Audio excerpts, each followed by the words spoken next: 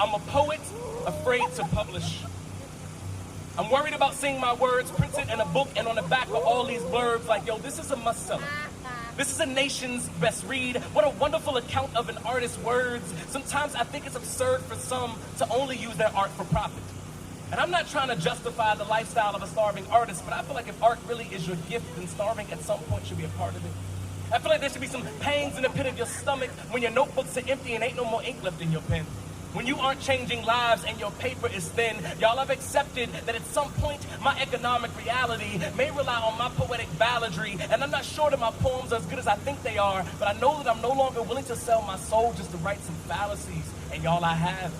I've written wedding poems and birthday poems and poems about anniversaries, poems that spice up other people's love lives, and sometimes I feel a little dirty, a little used, and confused about whether they actually heard me. Sometimes I wish I could turn the volume down on some of my performances and transform them into conversations where I could just be Tony Keith, the poet, the educator, and the nerd.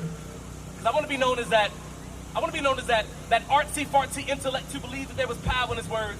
And that I not only took responsibility for what I said, but I took responsibility for those of you that heard. Whether or not I made you mad or I convinced you to change the world, let you know, y'all, that sometimes I got tired.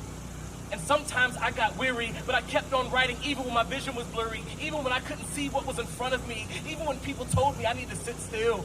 They say, Tony, grass never grows under your feet.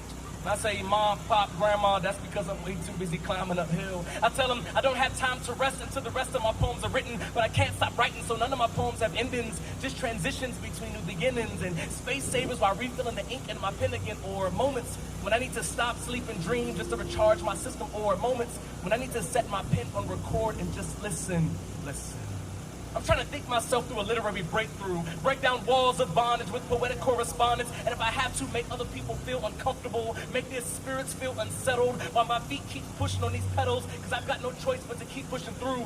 Like I told y'all in my last poem, I'm doing what I'm called to do, and if you're open to receiving, then the next call may be for you. If you don't answer, don't worry, I've got agency, and I will collect when the payment is due. And some people say, Tony, don't you worry, because it is faith that'll get you through. I'm not a religious man, but if that is the case, then faith, I invoke you as my muse. Faith, I invoke you as my power of attorney. I want you to take over for me when I can't take over for myself. I want you to take over for me when my ego can no longer control my wealth. Faith, I don't want you to be afraid to unplug my microphone and knock all my notebooks off the shelf. Faith, don't be afraid to let me flatline. Let me lay there till my heart gets back to beating at a humble grind. Resuscitate the power of God back into my lungs and help me create new poems. Pure and simple ones. Poems about failure. Poems about victory, poems that rhyme occasionally, poems that resist artistic prisons, and poems that enforce a pen as a lethal system. Y'all, I'm a poet afraid to publish. I guess I'm gonna have to keep publishing on these stages and earn some kind of living on free open mic wages. Thank you.